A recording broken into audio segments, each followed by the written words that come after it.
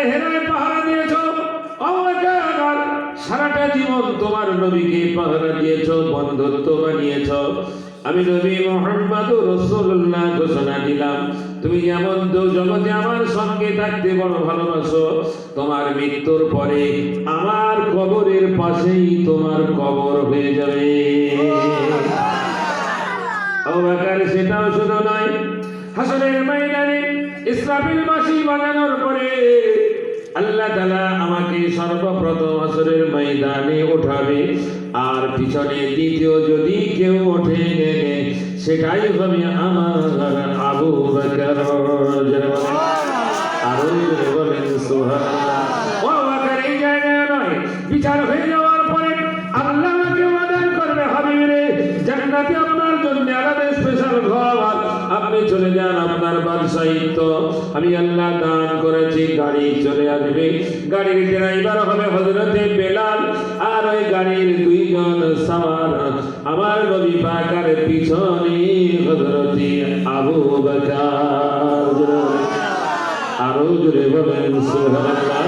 তাই জগতের মানুষকে বলা হবে, যদি নবীকে মহব্বত করো, আবু বকরের মতো মহব্বত করো, জান্নাতে যেতে অসুবিধা নাই। নবীর বন্ধু হয়ে যাবে, আবু বকরের সাথী হয়ে যাবে, আবু বকরের পিছনে পিছনে তোমার নাম্বারটা লেগে যাবে, জান্নাতে যেতে কোনো অসুবিধা হবে না। আরো জোরে বলেন সুবহানাল্লাহ। আর যদি আবু জেহেলের বন্ধু হও, ওই রকম মাঠে ময়দানে মদ খেয়ে পড়ে থাকতে হবে, অবশেষে ওই রকম জাহান্নামে যাওয়ার জন্য তুমি প্রস্তুতি নিয়ে নাও। একদিকে মোহাম্মদ, অপরদিকে আবু জেহেল, একদিকে মোহাম্মদ আবু বকর, অপরদিকে আবু জেহেল উমাইয়া, দুইজন দুইজন করে বললাম। আবু বকর আমার নবীর প্রিয় সাথী, আর আবু জেহেলের সাথী উমাইয়া আল্লাহর নবী সাল্লাল্লাহু আলাইহি ওয়াসাল্লামের কাছে ওহী নাযিল হয়ে গেল, আলাফিন মিনাল মালাইকাতি মুরদিফিন। আল্লাহ তাআলা ওহী নাযিল করে বললেন, হাবিবরে আপনার উম্মত আপনার সাহাবারা যখন বদরের ময়দানে যুদ্ধের জন্য তৈরি হয়ে যাবে, বেরিয়ে যাবে, আমি আল্লাহ 1000 ফেরেশতা আপনার সাহাবাদের মধ্যে দিয়ে মুসলমানদের জয়ী করে দেব। কুদরত আমার আল্লাহ তাআলার কৌশলকে বোঝে জগতের মানুষ। ফালিল্লাহিল হামদু রাব্বিস সামাওয়াতি ওয়া রাব্বিল আরদি রাব্বিল আলামিন ওয়া লাহুল কিবরিয়াউ ফিস সামাওয়াতি ওয়াল আরদি ওয়া হুয়াল আজিজুল হাকীম। প্রশংসার মালিক তিনি, সমস্ত কিবরিয়ার মালিক তিনি, তিনি জগৎ, তিনি খানে, তিনি সৃষ্টিকর্তা। এইরকম একটা মুহূর্তে আল্লাহ তাআলা হযরতে বেলালের গায়ে এত শক্তি দান করলেন। আল্লাহর নবীর কাছ থেকে দোয়া চেয়ে বেলাল ময়দানে বীর পরাক্রমে পড়েছে, যে বেলালের কোমরে কোনো রকম কষ্ট নাই, যে বেলালের গায়ের চর্বিগুলো সব গলে গিয়েছিল, যে বেলালের গালের মধ্যে ওই রকম লোহা গরম করে জিভে ঠেকিয়ে দেওয়া হতো, যে বেলাল হাইয়ানা সরা বলতে পারে না, যে বেলাল হাইয়ানা তলা বলে, সেই বেলালের গায়ে আল্লাহ শক্তি দিয়েছে। আর অপর পক্ষে চলে এসেছে যুদ্ধের জন্য, মল্ল যুদ্ধ হয়ে একদিকে বেলাল, অপরদিকে উমাইয়া।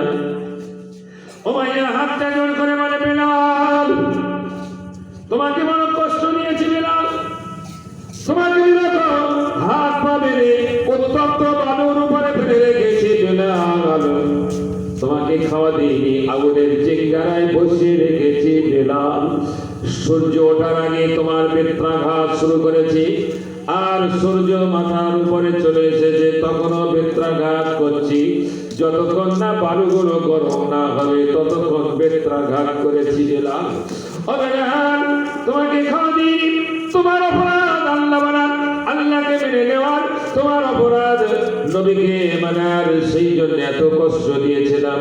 বেলাল আমি সারেন্ডার হতে চাই, আমি ক্ষমা চাই, বেলাল বলেছেন এই জায়গায় কোনো ক্ষমা নাই। ও উমাইয়া শুনে নাও, এখানে হক আর বাতিলের যুদ্ধ হবে, এখানে অন্য কোনো বিষয় নাই।